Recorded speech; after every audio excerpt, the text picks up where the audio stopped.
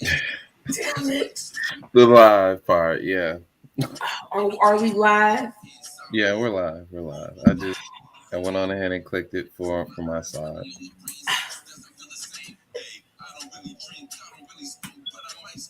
We're here. I was. I really thought I had it. I really thought I had it. Uh, yeah, there it is. I see we've been live for 33 seconds. Okay. Okay, cool. This is things people don't want to talk about, brought to you by God Level. That will be me. I am a mother. I am a nurse. I'm an entrepreneur. And I have this podcast. So I want to thank everyone for joining us this week for our new topic, which is trauma bonding. John, you want to go ahead and represent yourself? Name is John Nicholson, aka John Skywalker, the Sly Talker, lyricist, spoken word artist, martial artist, personal trainer, lover of life, student of psychology, and father. The music that you're hearing in the background is from my latest album, um, Light Light Benders. Oh my gosh, I'm about to forget my own music. Light Benders, third album. I have naturally two others before Dimensions and Higher Dimensions. Just look for John Skywalker on your music streaming device. Plug in John Skywalker. You're going to find my whole catalog there. I'm planning on releasing another album. It's going to be a very short album. It's called The Law of Affirmations. And as it Mm. applies, it's going to be about affirmations. The hip hop community doesn't talk about this enough. So I'm going to be one of the pioneers to do it. I know I ain't gonna be famous for it, but hey, if you are listening to John Skywalker and you are seeing this right now, you can be one of the first to hear it. So, John Skywalker, I'm gonna say it again, John Skywalker. Listen to John Skywalker on your music streaming platform device. Doesn't matter if it's Amazon, Tidal, Apple, iTunes, Pandora. I'm there. Salute. King Newborn, you want to go ahead and represent yourself? Peace, peace, peace. This King Newborn. You will follow me on all social media platforms at Newborn Everything. And as always, I am.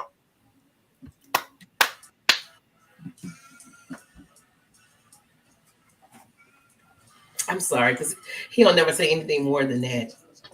Nothing. Do you have the banners up? You got the banners ready to go? We can go ahead and start with the first one. Go ahead. Tonight's topic is trauma bonding. Who's laughing? I don't know. You know, you can see how they have like those little emojis up there. I'm gonna go ahead and kick this off. Um, Trauma bonding. Ooh, there are 7 stages of trauma bonding. The first stage is love bombing, get you hooked and gain your trust, shift to criticism and devaluation, gaslighting, resignation, submission, loss of self is stage 6. I'm sorry, I'm going too fast. Stage 7 is emotional addiction. We were talking to a caller last week and I was listening to her conversation. This is how we came up with this week's topic. It's a lot of information to digest, so we have already discussed having a part two. We encourage everyone to call. I'm going to go through all of these meanings, and then we're going to go from there. Love bombing in the beginning of a relationship, your connection feels deep, intense, and you experience euphoric moments. Now, this is where it gets a little tricky. Narcissist showers you with love and affection, which can sometimes feel overwhelming. You feel appreciated and loved, and they present themselves as your ideal partner. I know somebody can agree with this statement. Stage two is get you hooked, gain your trust. As the relationship develops, the partner does everything they can to win over your trust. They might rush into commitments and suggest that you move in together and get married. These are usually false promises, as when they feel that they have gained your trust, they will back out of commitment. You start feeling attached to them, and your emotions begin to feel dependent on them. Um, As they sense that you are becoming addicted to them, they slowly start to distancing themselves from you. Craving their love and validation is an indication that you are developing trauma bonding signs. In a healthy, loving relationship, love and acceptance are always present, as your partner won't leave you craving for their attention and validation. Stage three. Wait, before I keep going, does anybody want to have anything to add to what I'm saying?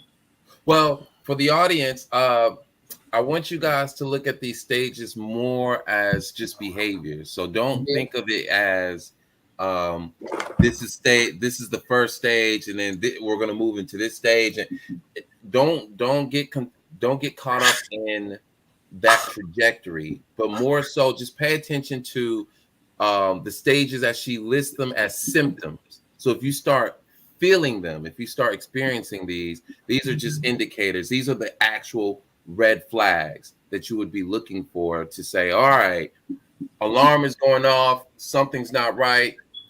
I need to take corrective action. So just There we go. yeah, definitely pay attention to the stages, but don't look at them in terms of uh I guess sequential. Don't look at them sequentially as this is going to happen and this is going to happen and this. Just look for symptoms and signs of these behaviors. Okay, continue. All right. Stage three, shift to criticism and devaluation. You might not notice how they gradually shift to the criticism stage. It generally starts slowly, and you might mistake it as a normal progression of two people getting more comfortable together in a relationship. Suddenly, they start belittling you, and you find yourself being blamed for everything that goes wrong, including their feelings and perception. As they enter into devaluation stage, I hope I'm saying it correctly, they become more demanding, and it seems like they are never pleased. No matter what you do, it's never good enough for them. This is a part of a narcissistic cycle and an abusive pattern that leads to trauma bonding.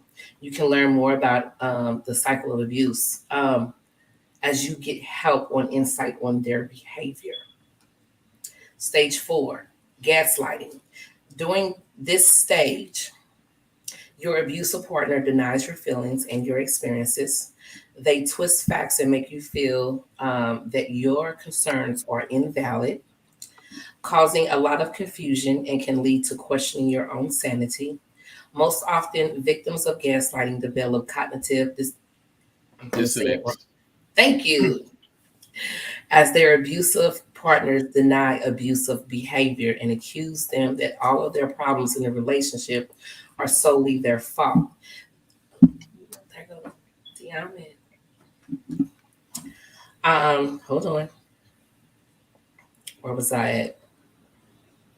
Mm, I'm sorry. Okay, this is an emotional manipulation technique and can make you seriously doubt your own thoughts, memory, and experiences. Stage five, resignation and submission. You realize that no matter how hard you try to reason things out, you cannot get anywhere. Having an open and logical discussion in a relationship with a narcissist is impossible. Every time you try to reason things out, your partner continues to blame and criticize you while shifting the point of the argument to something irrelevant. You find yourself mentally and emotionally exhausted, so you decide to try and do things their way in order to resolve the conflict. This empowers them to continue disrespecting your boundaries while you're hoping that you get back to stage one to get their love and affection. Stage six, loss of sense of self.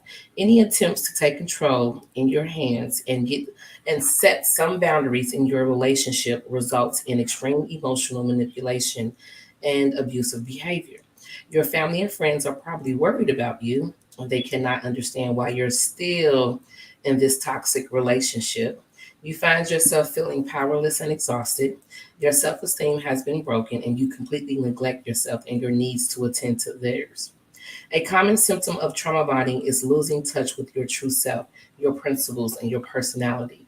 At this stage, you would do anything just to avoid another conflict and more suffering.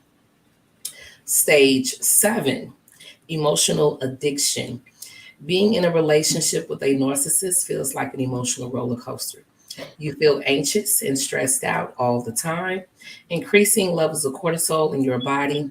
At this stage, you struggle to find pleasure in anything and you crave relief from the pain as a result of being rejected by your Mm-hmm. partner.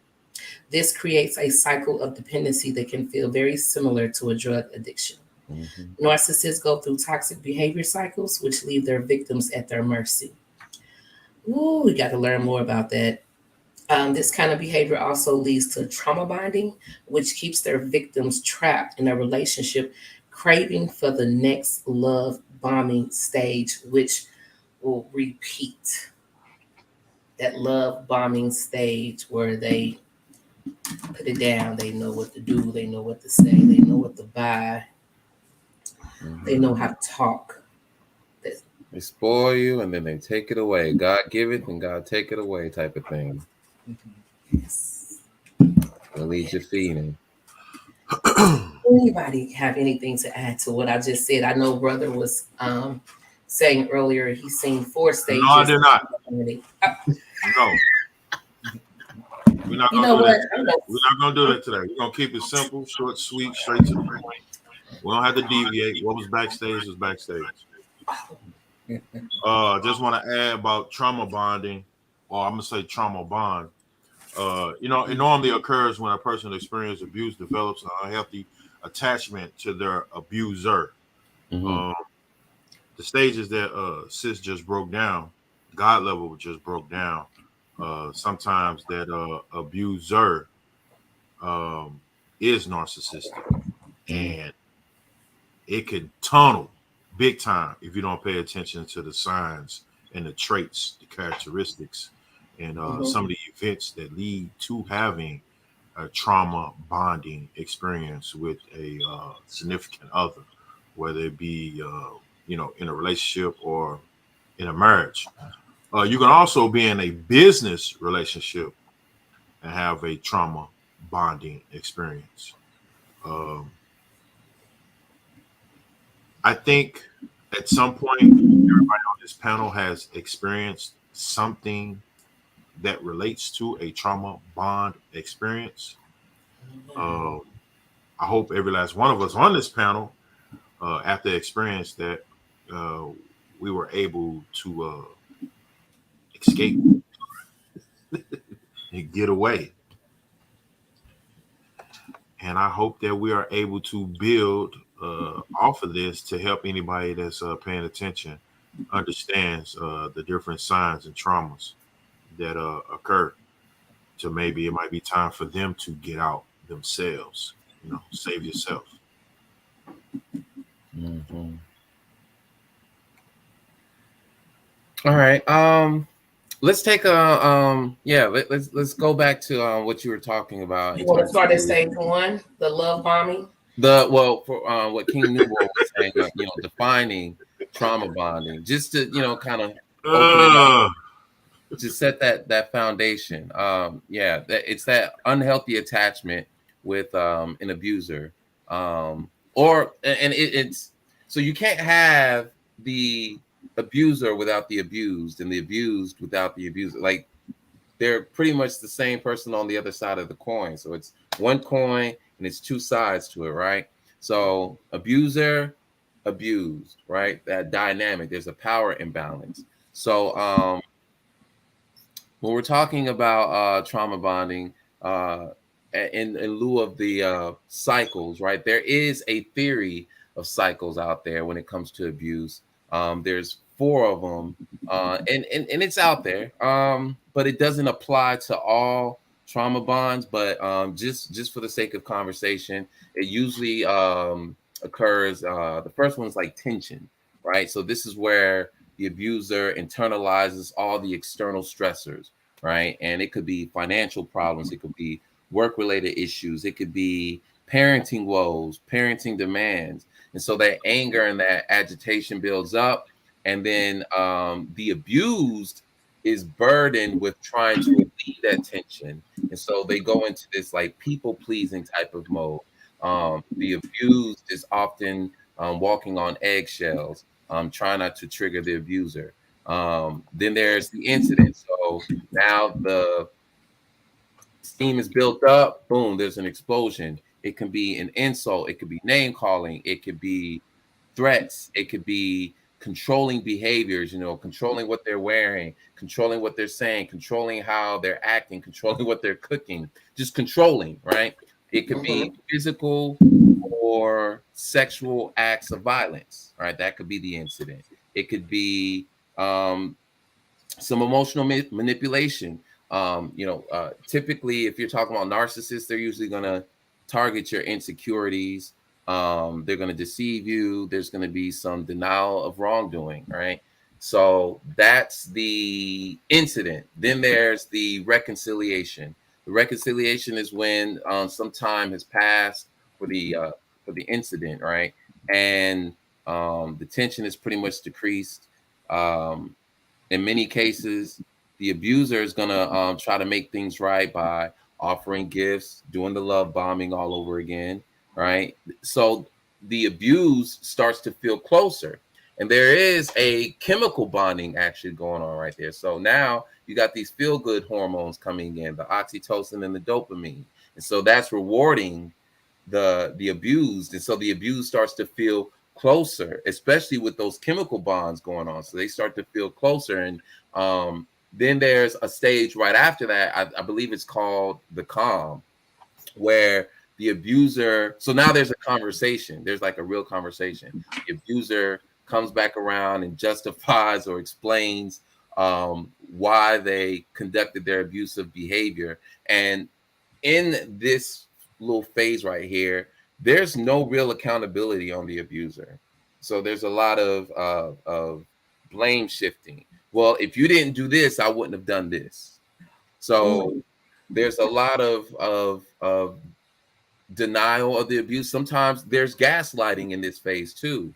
As you were saying before, there could be gaslighting to where the abuser is trying to impose upon the abused that nothing really happened, or you're just exaggerating what actually happened. Oh, I didn't hit you that hard. I didn't really scream at you like that. I didn't say it. I didn't say that. I didn't say it like that. Right. So after all of that, the explanation, the justification, then there's usually like this false promise, this empty promise of change, and then they say they're going to do better. And the ultimate goal is just to convince the abused to stay in the relationship, because that's the supply. That's basically the supply. But I just want to emphasize here that cycle that I just elucidated upon, it doesn't apply to all trauma bonds. There's different situations. It could be military training, right? Because there could be this blind loyalty, right? Nationalism.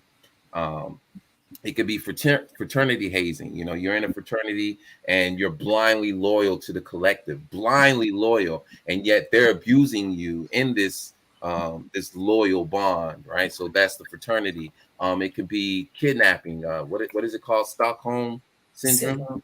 Yeah. It happens in situations like that. It could be political torture. It could be racism. Black people have a trauma bond collectively with America, right? And we can get into that or not, but prisoners of war, cults, right? These are different trauma situations. The dynamic is the same. Of course, the behaviors are different, the motivations are different, but the whole idea is that you have this power dynamic, this power imbalance, and oddly enough, they feed off of each other. And all of this is essentially rooted in childhood attachment. Because you got to really think, why is it that certain individuals get caught up in trauma bonds and others don't? So yeah, I just wanted to touch on that real quick, kind of get that definition out there, and then kind of reiterate the trauma bonding situations. Can I answer that? At home, abusive parents, parents being abusive to their children.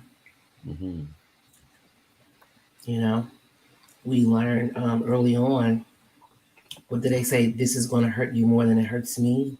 Mm. Um, I'm only doing this because I love you. Ooh. So it when you're getting that type of abuse at home, you tend to accept it, and you get grown and gone. I just want to say that. So yeah. Mm. Saba, any thoughts? Any thoughts so far? And welcome. Thank you. Thank you. Yeah, actually, this is this all is one of the multifaceted points of the human condition. Um, and it's more accurate to say that we all, about everybody, is dealing with a trauma bond in some level of their life. It comes also in the forms of addictions. That's a trauma bond. Some people, it seems like that we are more apt to stick with things or commit to things that seems to make us feel better about the voids that we have in our own lives. Mm. So if we talk about the cause of these trauma bonds, what really leads to them, and it's not about the abuser, but it's about those who are offering themselves to be abused. What is it within them that's really causing them to participate in this traumatic cycle, this carousel? What is it that they're seeking from their abuser? And the abuser is not always a person, it's a situation. Somebody mentioned our jobs, the jobs that we go to. Hate the jobs, but somehow, what is it that we're really needing from that, looking for from that job? And even though, yes, it's to pay bills and everything, but that's still a trauma bond, you know? So we have to look at it from all these perspectives so that we can understand what's truly causing it. Because at the end of the day, it's about liberation. How do we liberate ourselves from such things? And the thing about it is, no one can liberate you from a trauma bond but yourself. Mm-hmm. And that literally takes a reconditioning of the mind, or a changing of the mind. So you're going to have to stop assigning value to where value is not due. So it's all about value assignment. And these are for people who actually are finding value or searching for value outside of themselves. Everything that leads to these trauma bonds is about something that we lack on the inside regarding ourselves. So we're right back to self-discovery, right back to self-identification. How is it that you identify? So we have to understand these things. And yes, you hit it right on the head too. I mean, when we look at something on the scale of the descendants of Africa and their trauma bond with America, I mean, that's a whole nother thing, because we get into how widespread the effects of that trauma bond is. It boils down to our individual relationships as well.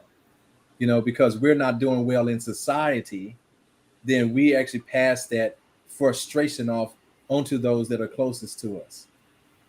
So it's a rippling effect. It's a very, very deep mud pit that we all literally are sitting in. So we have to learn how to identify this in ourselves and figure out, how do we get out. And sometimes you get caught up in one, don't even realize it. It's a sneaky cycle in this, because what's attached to that is it's a displacement of egoic function. So our ego starts to take hold of certain things because it needs to be identified in some kind of way. It needs to make itself feel good. And sometimes, even in the form of a victim, the ego makes itself feel good, even in the form of a victim. So we have to understand these things and start to identify them properly, just to make sure that for those of us who say that we have freed ourselves from such conditions, well, we have to look at every possibility in our lives. Really, really turn yourself upside down, turn yourself up, down, and shake the contents out to really see if this is true, because somewhere we have trauma bonds, Mm. you know. So I just want to start with that. Thank you. A great start. My shame has kept me bonded to my traumas. Love, Sean. Mm. Oh, man. I'm interested to know where the shame is stemming from. I mean, as if she wants to share that. Love, Sean, if you want to call in, the number is 832-318-6966. Apparently, I've been using this word wrong. Expound on your statement will be greatly appreciated. Thank you. It was actually I was just telling the brothers backstage, I'm sorry, I will say this, that it was your story that made me come up with the topic trauma bonding. And stop ignoring my damn comments. J Love. Be nice, J Love. Your comments are getting posted as you type them, honey. But feel free to call in. Yeah, you can call in too. Yeah, you have the number 832-318-6966. It's right down there on the ticker. We would love to hear from you. Yeah, so yeah. Oh wow. I do love that she said, she pointed out something else. She said, I tell my kids that I don't whoop them because I love them. You know, so Yeah, when we talk about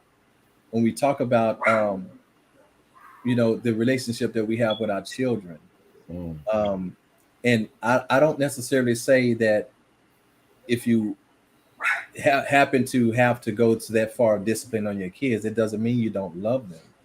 You know, so that's to look at things in a one dimensional way, things that are so multidimensional. Now, I grew up with whippings, but I understand that my mother, not for one moment did I ever feel like she didn't love me.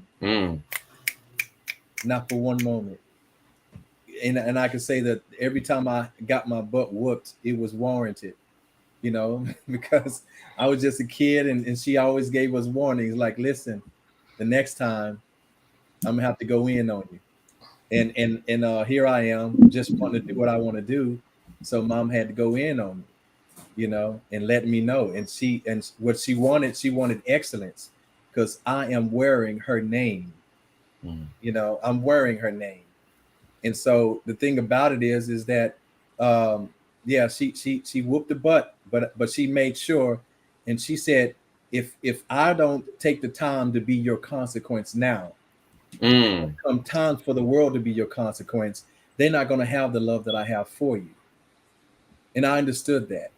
So I truly think that kids need consequences. I'm not saying that they necessarily need butt whoopings, but I mean, but at some point you do have to make sure, because the societal law is not geared to deal with children at certain ages. That's the parents' job. That's called discipline. If you don't teach your kids discipline in some way, you can't just let your kids run free. That's not loving them. That's not loving them at all. Now you got to ask yourself, what's your trauma bond with your children? It's you that's in trauma, because you're afraid to do to your kids what your parents had done to you. You know, that's a trauma bond. See, this is the rippling effect of it. So we've seen generations, especially after our generation, we've seen generations decline in their parenting. They've declined, and now we got children that don't respect their elders. We got children that and then they grow up to be menaces to society. We see that. So I mean, so we have to understand, hold them accountable just like you would anybody else. Okay, and there always has to be consequences. The growth is made of challenges. It's about staying away from the darkness so that you can thrive in the light. And if the darkness don't come to you soon enough, so mama's got to be the source of that darkness, give you a taste of it every now and then. Mom and dad do. So we have to understand that. But if that's your relationship with your children, that if you want to show them another way other than whooping their butts, I agree. Even me, I didn't whoop my kids' butts but I had learned a whole different way of dealing with my children. And my children are some great kids. Even right now, all of them are grown now. but they're great kids, you know. So I dealt with something. I dealt with them in a different way, you know. I dealt with them in a way different way.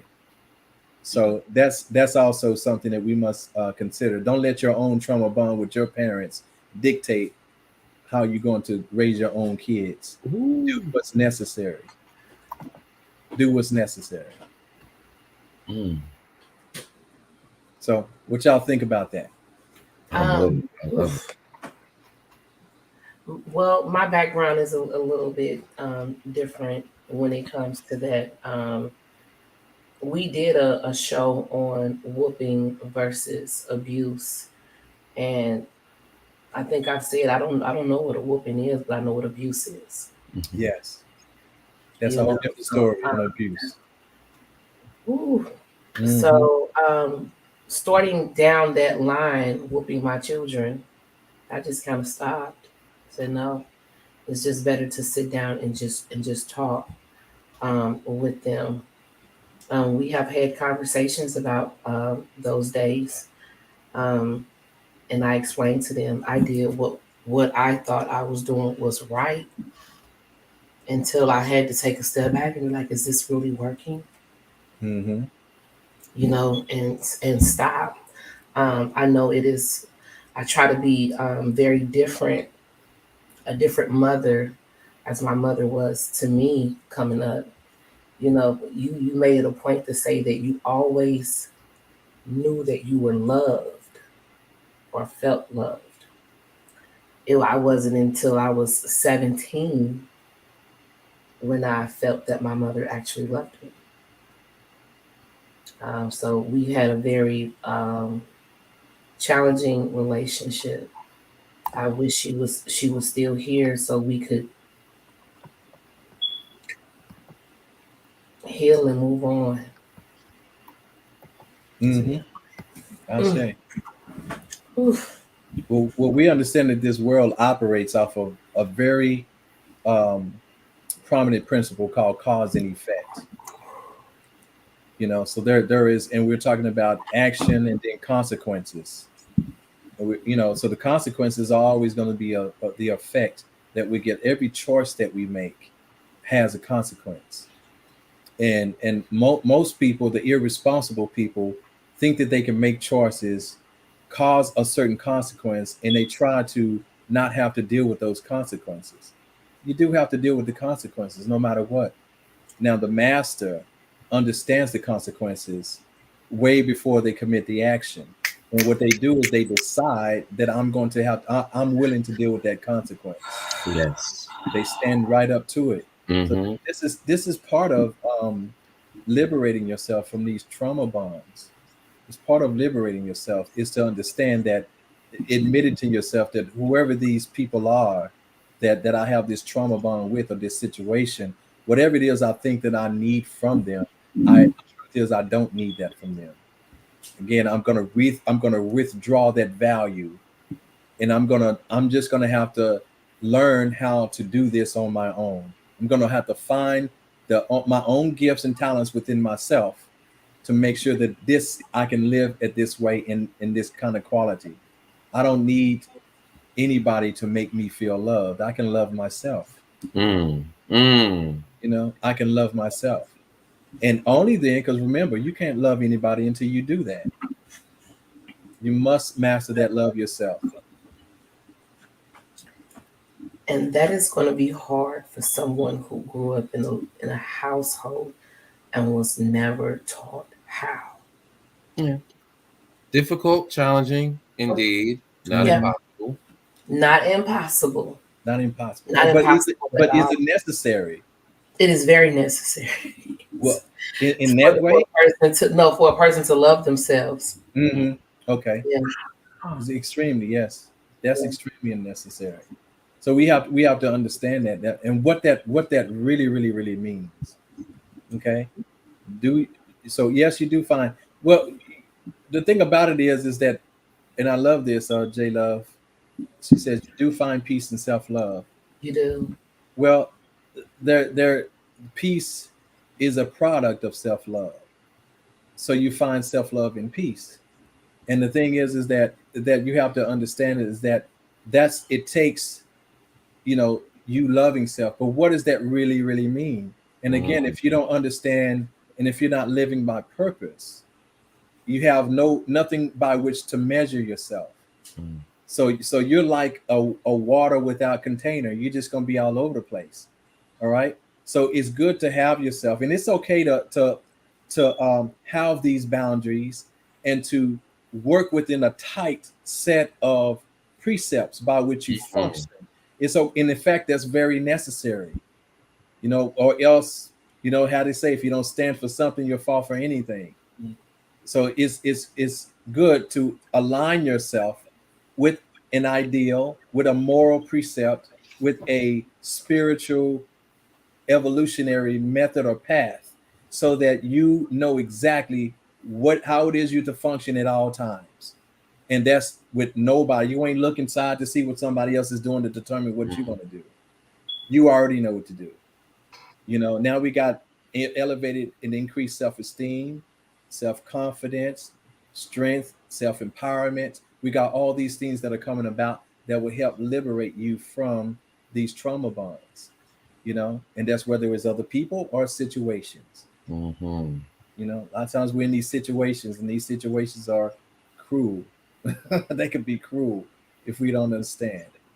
So what part are we going to play in this, even for each other? Because no matter what, no man is an island. No man is an island. We don't do anything necessarily alone. This is still, you have to get out here. You cannot isolate. You still have to get out here and create relationships. If you was to go in isolation, it would shorten your life. I promise you. It would shorten your life. J Love, do you want to call in? You're typing away, but you can definitely pick up the phone and call in. Yes. The number About your current Huh? situation. She can vent about her current situation. Yeah, yeah. It's just this is a safe place. You're I say. typing. Go ahead and call. I say. King Newborn, you're pretty quiet over there. I'm not quiet. I'm listening. What is this?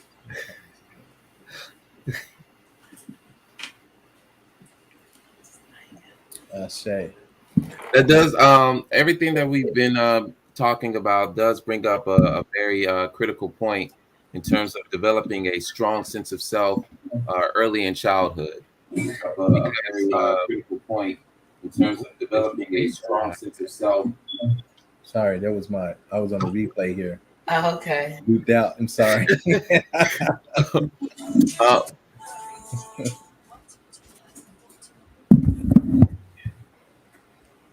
I'm sorry, who are we speaking with? J Love. Hi, J Love. Hello, everyone. How are you doing this evening, honey?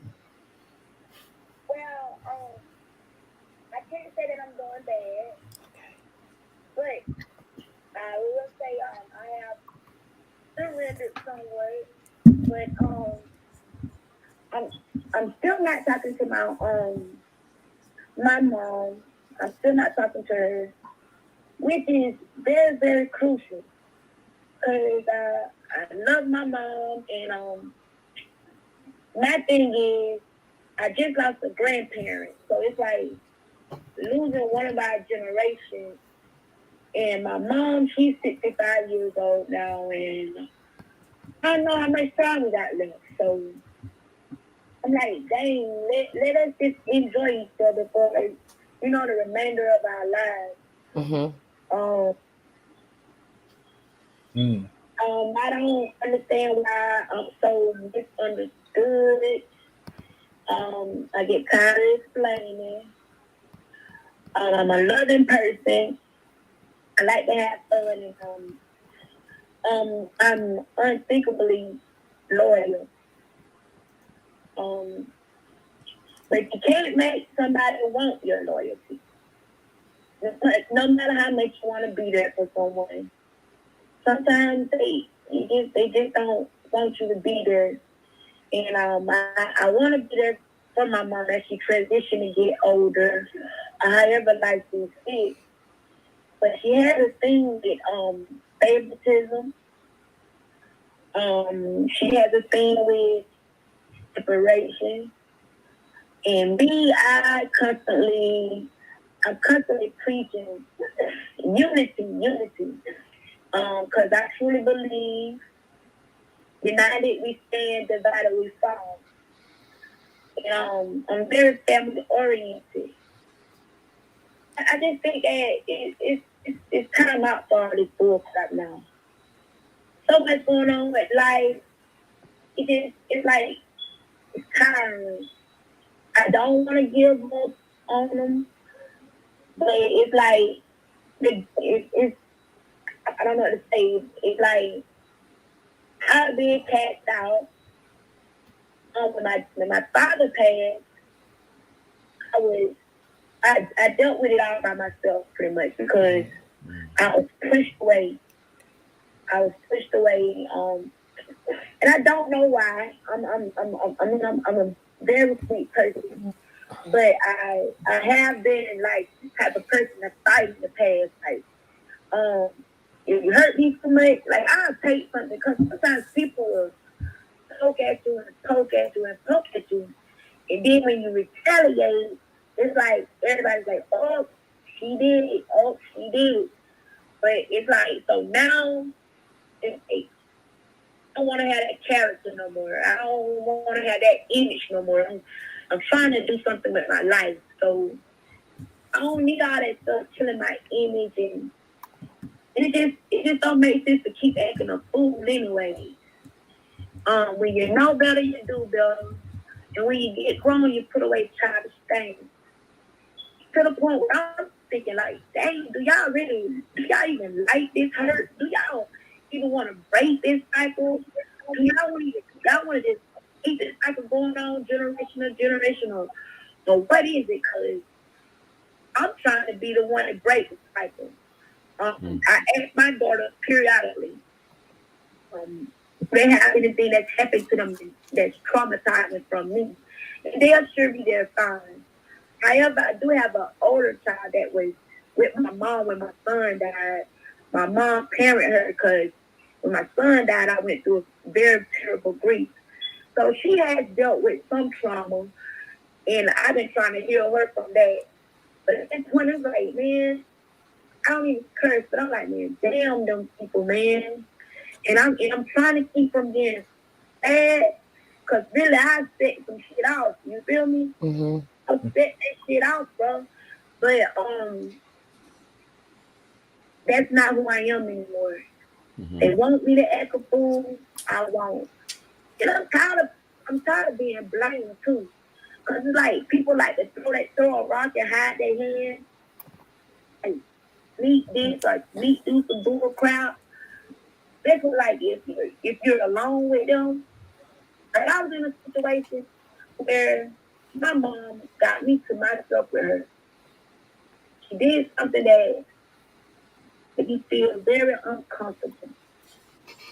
And it's like just me and her there, so now if I speak out of that down, okay, it's just me and her there. Who's gonna believe me? You know what I'm saying?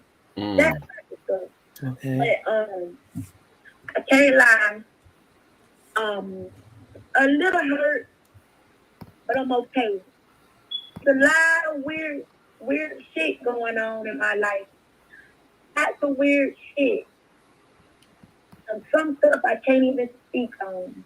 Okay. But in my life, I feel like so much shit going on with me. I'm like, damn, I must be really something special. Not trying to just put myself on a pedestal, but I'm like, dang, what is it about me? Why me? It's like, why me? I'm playing games or whatever, but it's like sometimes people see something in you that you don't even see. Sometimes I don't know whether I should run. Right now where I'm at, I can't run. I can't hide. just gotta see shit through, man. Gotta see what happens, man. I know I'm strong, I'm a fighter. And I'm just tired of being taken You advantage are. of. You I'm really tired of are. I'm tired of being taken advantage of, like my kindness for a weakness. And see, I'm somewhat alone. I don't have nobody really. 'Cause my family always like push me to the side. It's just me and my daughter, you know. Mm-hmm. Daddy's dead. My family's full of shit. But hey, summer work out. Please don't take this as a weakness, cause I'm good. I'm good. But it's a conversation. It's a conversation. It's okay. Cause I'm like, for real, people take your kindness for a weakness. And I'm thinking about like the other day, somebody asked to use my electricity. They said they were gonna pay me. They never paid me, right? So I don't want to retaliate, but I got some real ugly thoughts for them. And man, I'm just fed up with shit, man. Mm-hmm. I really know. But I'm not. Don't take it as I'm sad. I'm hurt, cause I don't walk around with my head down. I don't. And if I ain't got joy, I'm gonna find joy some kind of way. If I ain't got joy, I'm gonna sing for joy. If I ain't got joy, I'm gonna find something to laugh at or something. You feel me? Mm-hmm. So it ain't like my life is just dim, but it's just like, why am I going through all of this? What is my purpose? I know I got a calling, but it's like, man, like dang, what people want with I'm saying, I don't want nobody to manipulate my gift. You know what I'm saying? Mm-hmm. And we all know the gifted people go through the most bull crap, man. Go through the most bull crap. And I know if I act a fool, if I retaliate, if I burn shit down and all that type of stuff, then my gift gonna be shut down. So I just roll with the punches. Okay. But if this man don't pay me, I'm gonna do something about that one though. No. And that's on No. Cause I don't even play like that. No. I ain't no fucker. No. This she is gangster, ain't she? Yeah, I'm gonna have to stop you right there. I'm sorry. I have to remind you that this is a place of peace. We are okay. Yeah, but you just listen to me. This broadcast is everywhere. Facebook, YouTube, Twitter, and you just made a comment. Now, if something was to have happened to that man, it's right here. Yeah. But don't know how to be played, man. I trust me. Listen to me. I understand that. I truly do. Right now, you're getting it all off your chest. Okay, Mm-hmm. there's nothing wrong with that. You're venting. That's good. I do have a question, because now that you have all of this, what are some of your self-care practices? My self-care practices? Yes. How you love on you. Mm. Doing all of this. I have a very good skin. I had a very good skin regimen. Okay. First of all, because I'm really into my skin. I work out very good. Yes, you do. I'm 15 pounds away from my okay. journey. All right. And I'm in the church. Mm-hmm. I'm in the church. I always been in the church. Okay. All my life. So that's like, so hey. What else? But I'm here. What else? I'm here. What else? I have my children. Mm-hmm. That's foremost the best thing. I have my kids. Okay. I have my kids. And that's foremost the best thing. Mm-hmm. But I just don't want y'all thinking my head down. My head ain't No, down. no. Mm-mm. No. You just named 4 positive things that you have going on in your life right now. Yeah, I got some good stuff going on, man. Yes, you do. Ain't I no used to my son used to complain about a lot of stuff, you know. No, he complained about one thing, but he had 100 things going for him. I understand your family life is not where you want it to be, but you are in a position to create that type of tradition within your family right now. That's true. So That is true. I would definitely focus on that. Yeah, because one of my family members did tell me, like, hey, how about you just take you and your kids and just start your own family?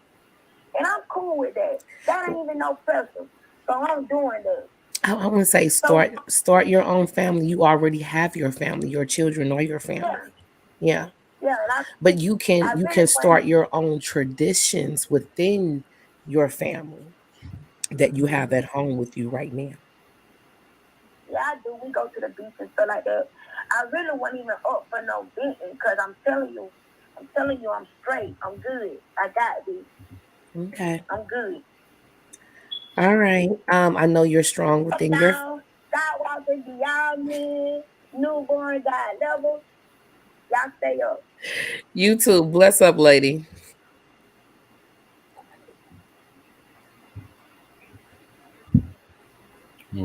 There are several questions.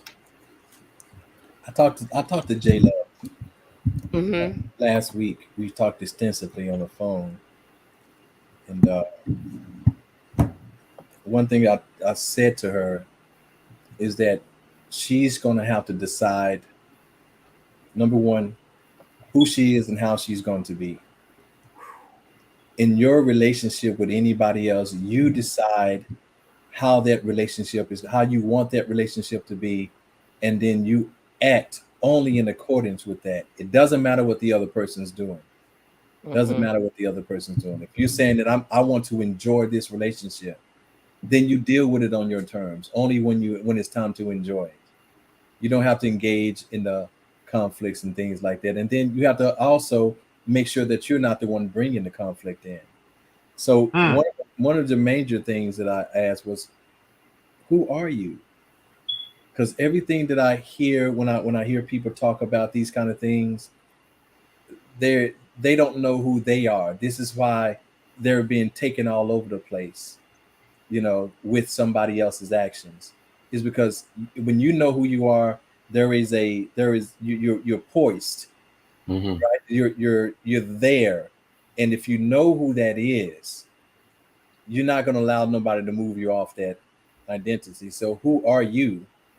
And another thing, I always ask, why are you hurt? So the hurt comes from, again, unassigned, or you assigning undue value to certain things. Nobody can hurt you. Hurt is a response to what happened. That response comes from you. Boom. All right. Nobody can hurt you. So you have to take responsibility back from there. And I'm not talking about physical hurt, but I'm talking about emotional hurt, mental hurt, and things like that's because of the value that you've assigned to it that was undue, and you're choosing to respond that way. All right. And then what are you expecting out of life? What are you expecting out of life? And then what are you expecting out of people? And that question is important because just making sure that you are not over expecting things. You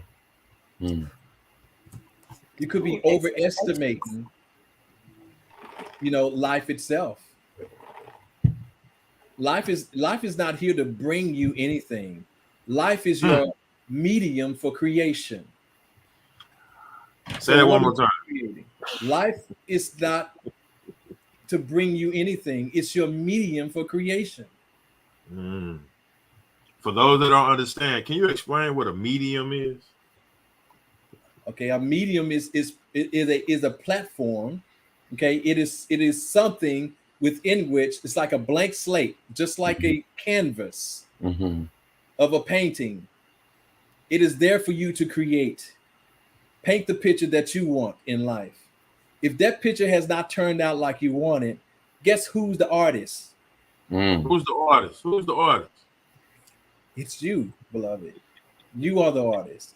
You are the orchestrator of your own reality. It ain't got nothing to do with nobody else. Man, hello. It's all about what you put into it.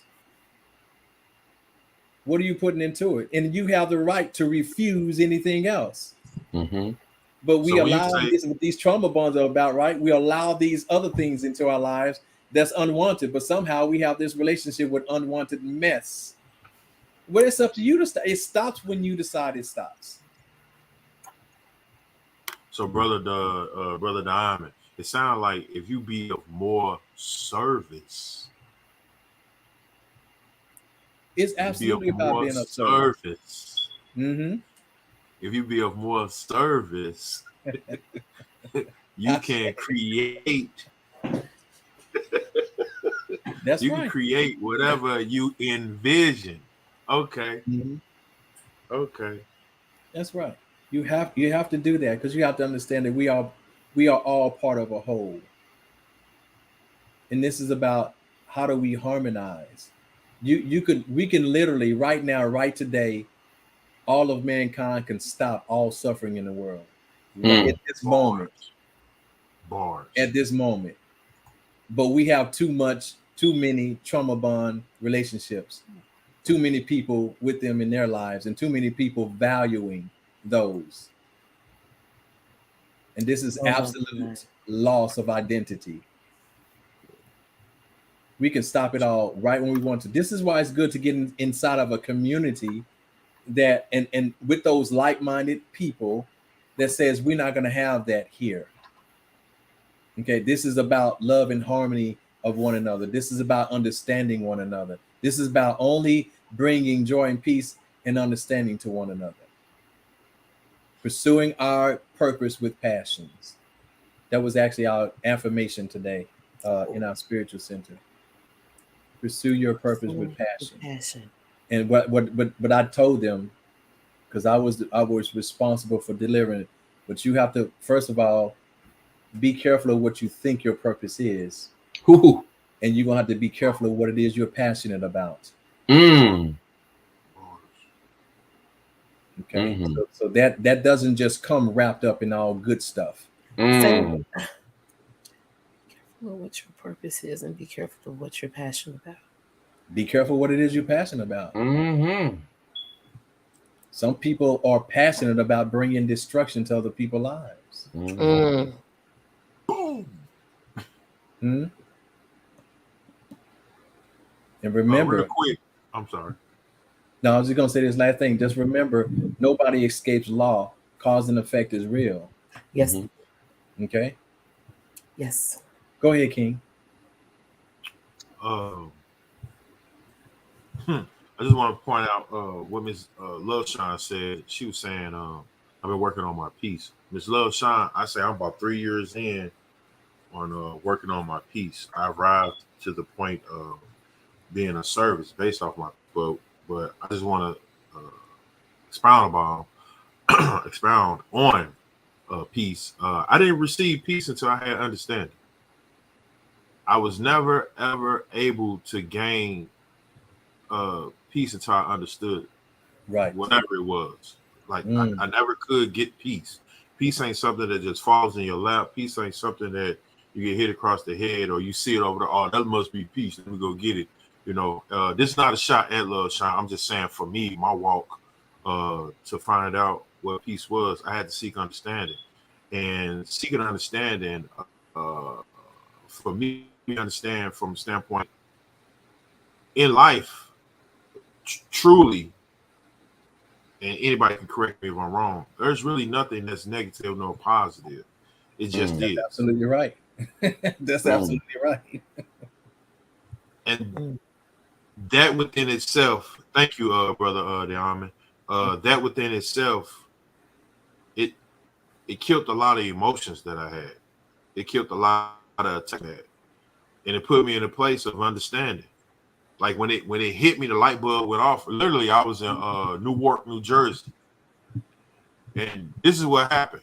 I hope somebody else experienced this too. You know how you be driving and you find yourself, man, I wish they get out my way. I wish they this. I wish they that. Or oh, they slowing me down. Or I'm trying to get here. I'm trying to do this. I'm trying to do that. Now, you would say you are having to experience because trying to get to where you're trying to get to. But in reality, you're going to get there regardless. This is what you Right. associate with the experience within that moment. Right. So I'm like, hold on. I drive trucks. Traffic is a part of the equation. Mm-hmm. What I'm upset for. Terrain is a part of the equation. What I'm upset for. Ooh. Weight is a part of the equation. Again, what am I upset for? Why am I frustrated? Why am I frustrated? Why I'm getting mad? Why I'm cussing? Matter of fact, I go even further. Weather is part of the equation. I don't have no control of any of that. Once that I'm talking about literally Newark, New Jersey. When that clicked in my head, I said, man, you tripping. Then here's the funny part. I'm speaking as if I had control over all of that. Mm-hmm. I don't control the weather. I don't control the traffic. Mm-hmm. I don't control the terrain. I don't control the weight that I already signed for to pick up to move from point A to point B. I don't control any of that. But what I do control is Brother Diamond, God Level, Master Skywalker, all can agree to this. I control whether I respond or don't respond. I react or don't react. That's right, brother. That's right. So I say all that to say to Love Shine. I mean, man, working on that piece. Yeah. That's a beautiful process. I'm gonna say that's a beautiful process coming from me. For Tay Love, one of your comments you were saying I don't start things, but things come to me. That's another thing I had to understand. Bless you. Bless you. That's another thing I had to understand. What is it that I'm attracting that I'm having these situations? And what it was, it ain't what I was attracting. It's what I wasn't being observant of. Because like you said, now that I know better, I'm supposed to do better. Mm-hmm. So if I know somewhat the outcome by being aware of the situation or the case-by-case scenario, if I already know, I'm already knowing, not thinking, I already know the outcome based off my decision, my choice, and my execution, I can avoid this whole situation by just saying, either no right now, walk away from, or don't even allow myself to be involved in it. Period. Again, you are the creator. You create your environment. You create your circumstances. You create your situations. Until you hold yourself accountable, going from childish things to adult-minded activities, certain things shouldn't come about in your world, period. And if you're reliving the same thing over and over based off the principles, it's only because you are allowing it, or you're allowing yourself to think, oh, maybe it should be different this time. Well, it ain't going to be different unless you see or envision or create a different outcome. You're going to just keep going through the same thing over and over and over. Just play the song. Play the song in the background again. Over and over and over. Over and over and over and over. Until you get tired and fed up, then you react. It's too late then. That's volatile. You don't ever want to do that one. I just want to share that. That was important to me. But understanding bring me peace. Oh, and I want to add to that. Now that I have peace, I hope somebody can contest to this. Now that I have peace, I don't even search for happiness or joy no more. It's part of the package. Part of the package. It may sound crazy, but I don't even search for that no more. That's not my outlook. You know, that's not my outlook. And to be honest, based off of what Brother Diamond said, with that being part of the factions, that's why I'm of service. I get so much joy, happiness out of being of service, to where technically I done redefine selfishness. Like for real, for real. Mhm. I find it very selfish of me to want to be more and more of service I say. because it brings more peace to me. Mm-hmm. That's my daily goal. How can I be of service to bring me more peace, to Mhm. bring me more humbling situations? Get that inflow. Yeah. Yeah, I love that. That's also understanding that you participating in building that world that you desire to be in. You know, facts. that's how you bring peace to yourself, is you play, become an active participant in the development and cultivation of peace throughout the world. Start with your own environment, with the people that you connect with. So, spoken like a true master king, spoken like a true master. Uh, J Love, I'm still a student though. Like real talk, I'm still a student. I don't want nobody to feel. No, I don't have it all together. I'm oh, still it's a student. I'm just at this point in my life right now. I'm on service, and it's really, really, really, really, really helping me to continue to propel forward, like through everything that I'm doing. I'm appreciative of it. I understand when people say it just seems like everything is coming too easy. Well, it's not that things are coming too easy. It's the only thing that I'm tuned into. It's the only thing that I'm focused on. It's the only thing that my frequency, my vibration is in alignment with, and I respect it, because before this, I can say that I understood what hell on earth was. I've been through a lot of crises in my life, and if this is supposed to be the back end of what my success story is supposed to look like, I'm appreciative of, and again, I have peace. This is my true understanding, so I'm gonna continue to walk this walk. And again, like I say, I am of service. I So say, I say. I do want to thank J Love for calling in Yeah. and expressing herself. That it always takes a great deal of courage Mm-hmm. and vulnerability, which is also a very, very strong trait to express yourself. And this no matter what. But let me assure you, beloved, this is not about being right or wrong.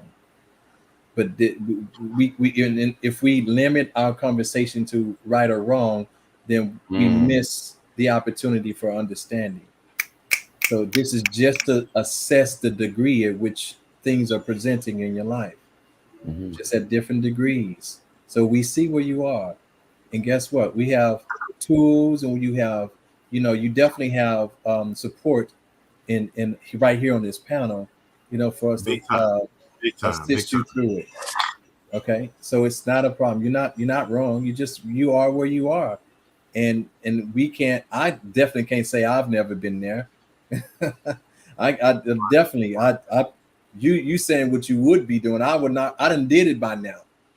You see, I done That did part, it by now. So that part. meant too many times. So you're already better off than I was at that time. You're already making better decisions than I was making at that time. So give yourself some credit for that. Yeah, please don't And don't do it. I say, Because it's you when you allow your emotions to run you, yeah. you'll be hurt every time. When those are emotions are tools, they're not supposed to dictate our actions. Actions. Mm-hmm. Yeah. They're supposed to come after we make decisions. They're not supposed to be the source of our decisions. You see? Mm. But you're talking about putting the cart before the horse. Now, when you do that with emotion versus conscious intent, if emotions dictates conscious intent, consciousness is where the power is. Okay? And then the emotions are now having their way, because the consciousness is going to create according to that emotional expression. And if it's pain, guess what you're going to be creating? More pain in your world. So you never want that. Consciousness still says, I'm going to observe the quality of this energy, which is the emotion, and then let's see how to change it, because that's not the energy that I want to continue. So now let me make a conscious decision and put another intent in there. And I'm going to intend for peace. I'm going to intend for compassion, intend for happiness and enjoyment. Let me intend for that. And let me now move forward according to that intention rather than the present emotional condition. You see, this is how you change that. So, and you spoke to J-Lev about changing curses, changing generational curses. You probably didn't say that word, but that's just what I got out of it. But you want to be the source of change. But being a source of change is changing the tradition, the emotional tradition that your family has been in. Change the emotional tradition. Okay, that's where the curse is. It's in that particular part of our traditions. All right. So I love that when I believe it was God Level who had said, what did you tell her to start a new Tradition, family tradition within her own family? Tradition within our own family. Because that family is your choice. The one before you was not your choice. There it is. All right. This one's your choice. And make sure, if you don't like the family that you had no choice but to be in, if you don't like that, make sure the family that you do have a choice to be in don't look like that. You can change that. You can change that. So that's all it is. We're just here to tell you that, beloved. That's it. We love you. Yeah, I don't want you to feel like it was I'm shooting at you or anything like that. It's not that at all. I'm just talking personally my walk. And my walk, I did have to find myself on a higher level of accountability. And by doing so, that was part of my self-care and my self-love, holding myself accountable, right? Because a lot of things that I became intertwined with, or let's just say for the sake of argument, trauma bond with, it brought me so much hurt. And I had to ask myself, like, why are we going through this? Yeah, that question. Absolutely. Do I really have to be here? Do I even have to allow this particular treatment to keep going on? Because once again, when certain information hits you, you really do have to do better. You got to change it up, and that was part of me being accountable of understanding that things that I didn't control, things that were never negative nor positive, they just were. I had to respect that. I give you a prime example, and I use this a lot. If you understand the weather don't care how you feel. Right? It is acting in its natural habitat. It didn't call nobody up. Hey, what you feel like today? what temp do you what want you to be do, like? right? You know what I'm saying? It's whether it be a tornado, hurricane, sleet, rain. It don't care. It do not care. But the one thing I always understood, despite whatever was going on with the weather, the sun never moved. Nope, it's the same. Wow. It never moved. That's what's up. So I'm either gonna complain about what it is or what it ain't, or I'm gonna accept the understanding it's the weather. I don't care the weather, I like it or not. It's the weather. Yeah, it's not, because it's not about what's happening. It's not about the weather. It's about how are you going through the weather. How are you responding to it? I love rain. Actually, I love rainy days. I also love sunny days. I love it all. And I know exactly what to do when I'm in the face of either one. Enjoyment is still mine. Peace is still my position. Doesn't matter. So it's because I decided that is a determination that I do no matter what's going on. So I don't know. I invite it all. So because it makes me no difference. It's not gonna determine who I am, where I am, how I'm presenting, and the quality at which I'm experiencing life. It just is. Like Brother King said before, it just is. So we have to accept that. So you just wait. Don't wait for the rain, J Love. Man. Right? You have to decide what are you going to do when it does rain. That's what you need to be getting together. What am I going to do when it rains? The rain will come. That's part of the cycle. That's part of the cycle. But what are you going to do when it comes? Don't complain about it. You knew it was coming. It's always came, right? And then so does it into existence. Mm-hmm. That's right. Dancing around. There you go. That's what I'm saying. That's right. I've done that. Yeah, that's actually pretty fun, by the way. It really is. Yeah. It's actually pretty fun. Not to take away from the joyous, beautiful moment of dancing in the rain. I just want to share another thing with trauma bond. Have a trauma bond with yourself. And I want to share this because I was late in the game to find out that I actually did this to myself, which caused me to have a accident. I've never said this, but I'm gonna say it now. I actually flipped the 18-wheeler. I never spoke on this because I was so embarrassed with myself. Never shared this before. I'm sharing now. Like I said, it takes community to heal. You know what I'm saying? We all doing this together. And I really have to understand there are power. There is a great power in what comes out of your mouth. We are saying words, but due to the tones and the decibels, you could dial in to create. And sometimes you got to be careful of what you might create because it'll be consistent. One of the things I created was that, hey, I run this truck. I control this truck. No. I'm along for the ride in this truck. Hopefully I don't do nothing that may cause damage in this truck. But because of weather, when it rains really hard and the concrete absorbs the water, it's slippery. It gets slippery, but it also becomes soft. And too much rain will allow the concrete to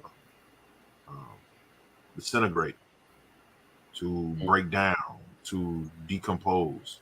And I found this out. That's why you have a lot of weight limits on certain streets that you go down.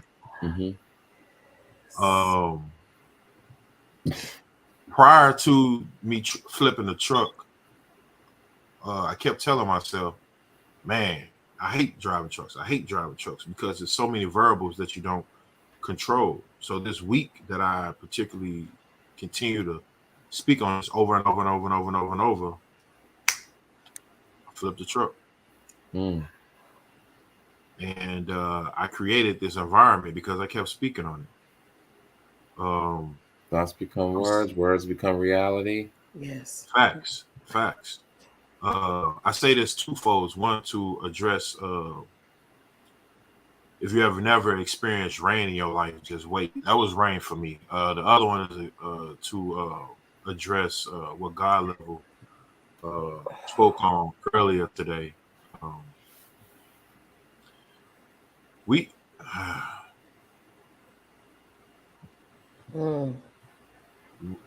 I really am of service, and I try my best to have an attentive ear. So sometimes if I'm quiet, it's because I'm listening. And I have to slow down my own thoughts so I can pay attention to what's really being said, so that way I can execute properly. So I can decide, choose, and execute. Like, that's really important for me. And that's just, again, I'm saying that's where I am in my life right now. Being of service, but I understand that I have to listen more so I can take in all the details of what's being said, what's being presented to me, and then I ask myself within what's being presented to me, what's being said to me, why is it being said to me? What am I supposed to be doing with this information? How should I respond to this information? Should I even respond to this information? What do I do to build within the information that's being presented to me? These are questions that, I endure when certain things come about. Like I say, another thing, with the flipping of the truck brought me to the point where I sent this nicely well put together apology letter to my daughter and her mother. God level knows about it, and Skywalker knows about it as well. But this was really after the fact. I think like 2 weeks after the fact, I flipped the truck. I started doing some real searching within myself, like, what am I doing? Like Brother Diamond said, what's my purpose? Mm-hmm. Yeah, I'm trying to build a business, but to do what? Taylor said, generational curses. How do I change these particular things? How do I grow from this incident? Do I look at it like, okay, yeah, my life is almost gone, and I'm yeah, okay, I get that. That's cool, sir. But what do we do now moving forward? Mm-hmm. Which is still another level of accountability. Mm-hmm. I mean, this is something that I had to, come to grips with and hold myself accountable. Relationships that I have that have not been amended due to me. Mm-hmm. Nobody else. Due to me. Mm-hmm. Ain't no gaslighting. Ain't no pointing the finger. Due to me. I wanted more understanding. I had to understand that I got to be careful what I think about, what I say. I mean, at one point I felt like that's crazy. That's just too much responsibility for one person. Well, how is it? Hold on one second. This guy level, who am I speaking with? J Love. Wait a minute. Hold on. Whoa. Hold on, because there's another call coming in. Wow. Okay. Go ahead, J Love. You know what, no more. I will admit I might be coming up a little different than I normally do because I'm going through some things. But I will say I am for accountable for even accepting some of the stuff I put up with you. You know, I am accountable. I will say that. It's my fault. I take full responsibility because a lot of stuff I go through, I don't even have to. But see, here I am. I be trying to love. I be trying to heal. I be trying to break cycles. I want to be with this person. I want to be around that. I want them to love on me. Please love me. I love you. Please love me. No, I'm not no goody two shoes. But my intentions are pure. If I make a mistake, I want enough to say, hey, I did that. I was wrong. I'm never too good to say I'm wrong. But I'm here trying. If I'm sitting here trying to solve a problem with someone that doesn't want to solve a problem, yeah, I'm accountable. I'm accountable for even attempting. Real talk. So I'll take that. I'm not like tripping on y'all or nothing like that. But I will say, I have been through so much this week. I'm not even myself right now. All I'm here is trying to make sure I don't miss this class because I've been here in class so much, trying to gather whatever I can from this class today and try to have a better week. And maybe next Sunday, I'll have something better to tell y'all. But I do appreciate that because I'm putting myself in these situations. If I I can, appreciate you, J Love. I just set it out. I won't even have no problem with it. I won't even, just don't even deal with it no more. Right. But that's hard because I thought I mastered being alone. I thought I mastered it. But some stuff is just a soft spot. Some stuff is just a soft spot in your heart. You know what I'm saying? I can be hard and say, you know what? Forget y'all. I don't even know y'all. At the same time, when you love somebody so much, it makes you soft in an area. So here you is, you back into a tornado, because my emotions are different because I still, it's no shame. Yeah, I got some mental health issues. Because if you seen the stuff I've seen, I'm sure you would. But needless to say, when I get hurt, it's not like I'm hurt today and I can wake up tomorrow. My emotions being a whole whirlwind, like a hurricane. After hurricane hit, I gotta fix all this stuff. You know how a hurricane hit a city, and then you gotta go back and rebuild it up. Man, I'm not perfect. I never will be perfect. All I'm doing is trying, fighting. And it ain't no harm in that. I don't want to feel like I'm being targeted or kicked when I'm down, bro. Just understand that I'm here in class today. Don't be so hard on me, bro. Lift me up. And I do accountability. And everybody on the platform, y'all hold it down. And it's much love. Peace. Peace out, love. Peace. Peace, love.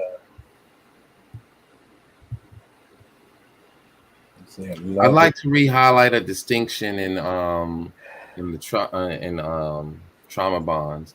So trauma bonds aren't simply just a challenging relationship, and it could be very easy, tempting to.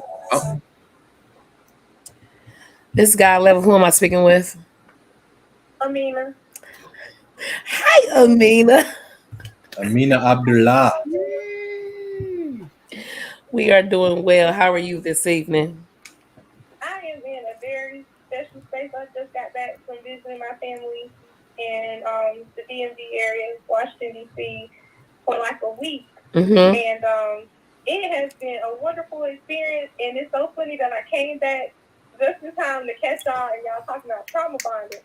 Because a lot of what I've seen with my family this past week, was a reminder of what I have to work on so that I can heal myself and give my babies a better foundation so that they don't experience some of the things that look like generational curses, but they're actually generational choices. There you go. I like that. It's literally us committing to having the same story that our family had because we think that is our family trait. Yep. Those are our family cultures. And so, listening to King Newborn earlier and him saying he found peace after he found understanding. If you don't start studying and dissecting stuff and take yourself away from the subjectivity of it and give yourself a fighting chance through objectivity so that you can understand what it is that you really got going on or what's going on within your family situation or your friendships or your personal relationships, things like that, you won't find peace. And we have been conditioned to lean too much into our humanity. And I'm not saying that any of us are supposed to be robots, but we do allow our emotions to control us so much. And when we don't have an understanding of our emotions, it's easy for us to be manipulated by our emotions or to be manipulated by other people who understand our emotions or understand how to use our emotions to their advantage. And so I want to say peace and blessings to J Love because I understand that analogy of a hurricane. But one thing that y'all spoke on earlier, and I think it was Diamond, he was saying, don't worry about like waiting for the rain. worry about what you're going to do when the rain comes. We know that these things are going to happen, ups and downs, and things of that nature. But when we can really start to plan and prepare, but we know who we are, and our identity is such a huge part of us being able to overcome our emotions. When we start to realize that our emotions are an expression of ourselves, but it's not ourselves. But we lean too much into our emotions. We keep trying to make ourselves be our emotions instead of allowing ourselves to recognize that our emotions are a response. They are expressions that we choose, right? We discredit ourselves. We disempower ourselves. And I watched what could have been a traumatic thing happen, right? I think I spoke on this one time before, and I shared with y'all that I come from a family that is very combative. Every family function that we had has always ended in one of my uncles fighting each other, or one of the nephews, my aunts fighting each other, or one of the nieces, or one of my uncle's girlfriends. And this past weekend, we were at the cookout, and a person who was not directly invited showed up. They packed a bunch of plates, and then they made a joke about poetic justice, which went over some people's heads, right? And next thing I know, my uncle flips out. He's cussing, he's fussing. He's like, "Who the F is this? Why has he got plates? Yada yada, blah blah blah." I'm so used to it. I didn't move. All I knew is I'm not choosing to acknowledge this as happening because I'm here to enjoy my family. I'm going to skip past this part. So I just kept talking to my other cousins like this is as usual, right? But later on, we did stop to have a chat about it, and we came to some different conclusions. Some people said he was right because the person should not have showed up if they weren't directly invited. Some people said, oh, he was wrong because there's a right way that you engage with people. I agree. I said, he could have walked up to this man and did what our grandfather taught him to do, which is introduce himself. But long story short, I was so happy that I am coming to know who I am, that I have an understanding of who I am and what my purpose is when being around my family. So when they do things that is not within my control or within the realm of how I want to experience them, I'm learning to ignore it. I'm learning to keep having my peace. And I'm learning that I don't have to keep trauma bonding with them by reliving all of the crazy moments. Because see, they keep talking about it. Talking. And within me, for a long time, I kept hyper-focusing on it too. Oh my God, every time we go to a family function, they always do this. But if you know that this is the normal, it shouldn't be, but this is what has been proven to be the normal circumstances, and you want abnormal so that you can get to a different normal, then you're going to have to ignore those things for a little while. You have to learn to control your emotions so that you can control the environment. Because like you said earlier, we somewhat speak things in existence, and we start to manifest things. And sometimes the weather, the environmental, nuances and things of that nature, they're beyond our control. But we have to be able to weather the storm and not let the storm weather us. And that all comes from us really knowing ourselves and recognizing when we are trauma bonding with others, with ourselves, based on us reliving our past too much. So I just want to encourage anybody that's listening, if it's helpful for you, like, you are so powerful. You have the means and the tools to pull yourself up, through any storm, so that you can dance in the rain or sing in the rain, tap dance in the rain, march in the rain, whatever it is you want to do, it for a little thing, whatever it is you want to do. You can do it. We don't have to keep letting the rain beat down on us. We don't have to be singing "I Can't Stop the Rain" and all these crazy songs. We just gotta appreciate that the weather's gonna change, and we don't have to let it change us. So thank y'all so much for having this topic, this discussion. I grow so much, and I'm with J Love. It is totally like a class. I look forward to it. Y'all have helped me so much on my healing journey. And so one of the things, like Diana said, how do we get out of those toxic bonds? You have to start to want to see yourself outside of that situation good enough to get outside of it. And it has to start within. Before you can start making movement outside of yourself, you have to make some movement inside of yourself. and like people don't trust themselves enough to make those moves inside of themselves so they can see the difference outside of themselves. So, and we got to stop personalizing everything too. We take stuff too personal, and that's why trauma bonds exist, because it feels so familiar. We connect with other people, and then we like, oh my God, you going through that too? But really and truly, the only reason we like that they're going through it because it reminds us of ourselves. So those trauma bonds is a little bit of, it's like stemming from narcissism and false self-love, and yeah, I don't want to connect with anybody else that's based and rooted in me seeing myself hurt. I don't want to do that anymore. I want to connect with people that reflect love. You know what I'm saying? Or at least reflect reality. And I can appreciate when they're reflecting the truth. And if pain is a part of the truth, I have to accept that. But what I'm not going to do is sit in it and prolong it and relive it and attach myself to other people who are just going to constantly help me stay in that same place of pain. Because I don't have to do that. So thank y'all so much. Ooh. Self-worth. Thank you. Yeah. Boundaries. Yeah. Peace and blessings. Peace. Peace and blessings. Man, that's love. Man. That is love. That is love. That is peace, peace, peace. Right. Thank you so much, Amina. They're calling it a class. I heard that not once but twice. No. They're calling this a class, and wow. J Love has always said Called this is it a class. The class. Yeah, a class. Yeah, now She Amina said, has called it we'll a be class. back again, back for class again. That's love. Wow. Well, I guess if we're all learning. Oh, absolutely. I know I am. We do that in class, don't we? Yes, because we are learning.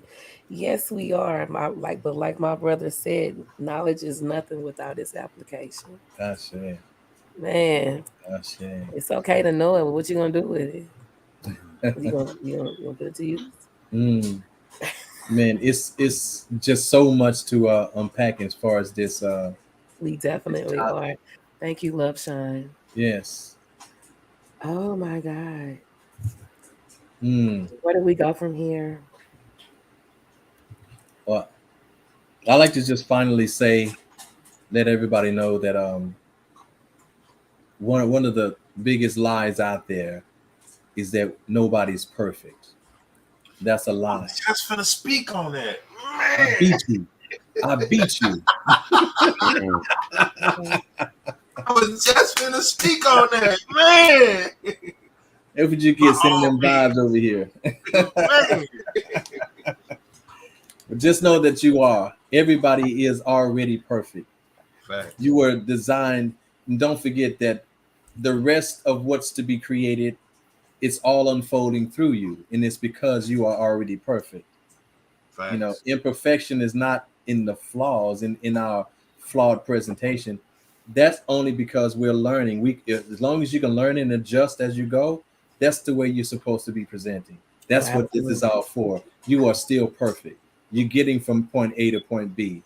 Believe it or not, yes, you are. So you are perfect indeed. And never ever coddle the lie that you're not perfect again. Don't ever say it again. You are indeed perfect. So just know that. And all of this that you're encountering in this experience, it proves it. You are perfect. All right. So that's all I want to say finally. I just want to add. I want to answer what he said. That's crazy. You said that. I felt your vibes, brother. Man. See, that's that one consciousness we're all part of. You put it up there. I was like, there you go. There you go. I just want to add to that. I hope this is a softer note that I'm saying. When it comes to being perfect or saying that you're not perfect, let me say it like that. To say that you are not perfect is dishonoring your parents. Think about that for a moment. Two people came together and created life. You can't get no more perfect than that. Not shame. You can't get no more perfect than that. Go even further and say, depending on what's your I don't know if I want to tap. Whatever. Depends on your belief system. If you're created in the image and the likeness of, I would consider that to be perfect.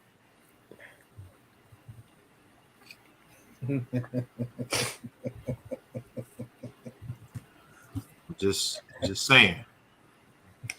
Just putting it out there. I'm not challenging no one or a belief system. I'm not challenging. I'm just saying, if you are a true advocate of your belief system, you know, it says that you're created in the image and the likeness of, and that it is that entity that resides in you. You just have to find it and awaken it. That's it. So if that's the true case, just again, I'm not challenging any belief system, not knocking nothing. But if this is the case and you're a true advocate of what you believe in, like God Level said, it's one thing to have the information. It's another thing when the information is applied. Brother Don brought it up. You're already perfect. So if there are truly any resources and tools that you need to tap into, you might want to hear first. Go internal. John Skywalker, you have anything you want to add? Oh man, I have like paragraphs, but I'm just gonna try to. I'm just gonna cut it down to this. This question right here: how should we break our trauma bonds? Separate yourself first. That's the first thing. This means cutting off all methods of contact. For some, it might be extreme as moving to a different city, but of course, you need to consider that the time of leaving can be dangerous. So make sure you plan ahead and be very cautious of that. Like moving to a different city should be like the last resort type of thing, but start off very slow, just distancing yourself, right? The next thing is once you've separated yourself from the abuse and the abuser, recognize your trauma, acknowledge that you have some sort of trauma going on. It's important to understand the severity of your experience. Trauma can manifest in a number of ways, and it's important to work through those feelings, right? The other aspect, of course, is mindfulness, focusing on the here and now, because a lot of your behaviors, of course, with them being habits, that implies the past. So are your habits, your current habits, are they healthy? Are they productive? Are they intentional? You might need to inventory your habits if they're not leading you to the desired outcomes that are fostering growth, advancing change, giving you positivity, love, light, prosperity, anything that's good, especially in lieu of love. It's not giving you that outcome. You need to conduct some maintenance on that. You need to repair that. You need to make some adjustments to that. Of course, that might require you to hire a mental health professional in order to help you to work through that, or even a life coach. But nonetheless, you have to recognize that you have that trauma once you segregate yourself from the trauma bond. Then there's developing a support network. It could be your best friend. It could be a parent. It could be a coworker. But the difficulty in this, and I'm not even gonna cap, it's finding someone that you can trust, finding someone who is competent enough to give you some insight on your situation and not necessarily tell you what to do. You're not looking for someone to give you advice all the time, because some of the best advice should be your own. So it's more so about finding solutions to your problems, understanding your situation, your circumstance, your history, your trajectory, and then making the necessary adjustments, planning strategies, techniques, acquiring resources so that you can institute change in your life.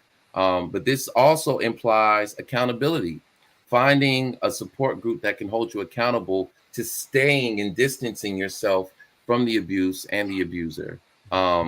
So as with any breakup, it requires time to recover. If you find yourself falling into trauma bonds constantly, you need to stay single for a while. You need to be by yourself for a while. And you only need to connect with people who's interested in helping you heal and foster your development. So it doesn't matter whether it's trauma bonds with the family, trauma bonds in romance, trauma bonds in your work relationships. You need some solitude. You need to detox from some of your social situations so that you can get recentered. Um, but yes, indeed, these social circles can be trusted friends and family. They can be support groups that you find on social media. And then, of course, bare minimum, a therapist, some sort of professional that can that's very competent, licensed um, in this field, and that can deal with trauma. And of course, when you're looking for a therapist, I mean, it's easy for me to say go look for a therapist, but there's also their perspectives on healing, right? So if I were to recommend any type of therapy in terms of perspective, it would probably be CBT. It's going to be cognitive behavioral therapy. But they also have like trauma focused cognitive behavioral therapy. So, I mean, when you're out there searching for a therapist, you know, look for that cognitive behavioral therapy. Also, there is a dialectical behavioral therapy. That's widely used in treating trauma. Both of them are going to deal with behavioral responses, right? So it's about acknowledging what the problem is and then providing you some solutions. And of course, you have homework. So it's not therapy isn't just all right, we talk and then we're done. You have work to do, right? So healing isn't, oh, time's just going to pass and it's just all going to go away. You have some energetic work to do. So the mental health professional is going to help you identify what those problem behaviors are, help you arrive to a resolution, and then you institute some strategies with that. So those are my recommendations. And if you cannot afford a therapist and you're just stubborn, let's just say all that I just recommended, at least practice some good self-care. Bare minimum, practice some good self-care. That should be essential. That should be in your daily practice anyways. But at bare minimum, practice some good self-care. That could be exercise, that could be journaling, enjoying a hobby, activity that you enjoy, something that brings pleasure into your life, listening to music, relaxation practices like yoga, meditation, Tai Chi. It could be some martial arts. It could be gardening. It could be getting some good restorative sleep. It could be eating well. And then again, spending time with trusted friends and family. So practice some self-care, bare minimum in all of this. And there it is. This tonight's topic was trauma bond. I want to thank everyone for first my panel. How y'all doing? Love y'all. I want to thank everyone who called, who left a comment, who watched, and even if you didn't even say anything, we really do appreciate your support. John, you got anything for us? I say, picture me in heaven and I show up. I'm a black sun, watch me glow up. Mind of a child, so I never age. In God's imagination, I'm forever saved. And I didn't have to be Christian. I'm a melanated copy of his image. My existence is a photographic memory in the cosmic mind, which is God designed. Time, non-linear, spherical. What goes around comes around like the zero. So anything meant to be has always been. Deja vu is you awakening again from the dream you dreamt before. My descendants will become my ancestors in their rarest form. Do y'all see the deep connection on Black history simply by being present? My present being is a presence. I do and say nothing and you still feel my essence. Blessing the moment occurring in an instant. The ignorant with the low vibes can't comprehend it, so they scoff and berate and they hate by the way that they talk. I can tell they were taught by the fake. In a school of fools, it's stupendous how my intelligence always got me suspended in the air. That's a quantum leap. The space you call up, I'm beyond its reach. treating each moment like a pokeball, and my brain is a pokeball. I lust after destiny, like let me get a peek at you, fantasizing about what we can do. When you think of sex, when I think of sex, you think creation. When I think of sex, I think creation. Masculine and feminine, infinite combinations. Death is just a setup for life's continuation. My maker made me so that I could remake him. Call it blasphemy, call it contradiction, but when you think of sex, you think eroticism. You think pornography, seduction, copulation, orgasm, arousal, fetish, and masturbation. I'm just saying, sex is more than physical sensations and procreation, more than mental stimulation. It's in relation to fornication. I put the law of attraction in operation. That's why opposites attract. So I'm penetrating this situation. It's spiritual pollination, how I spread love and I free these seeds coming forth like before was me. Gotta be awake to know the difference between self-love and selfishness. See, my art of living is the Kama Sutra. In the womb of time, may my karma seduce the future cause and events, affecting the cause of events, as I remain calm and collect whatever my karma begets. It's easy to express how I'm hard to impress. If it don't impress me, I won't express it. But I'm so expressive, I become impressive. My life is a postulation of what God would be if I was he. My wife is what God would be if God was she. This isn't odd to me. Our union proves no one loves God better than God. Honestly, you got to love yourself before you love me. Your loyalty ain't shit if you don't trust me. If you make fun of the truth and call it ugly, stand in front of a mirror. Bless. This is things that people don't want to talk about. See y'all back here next week.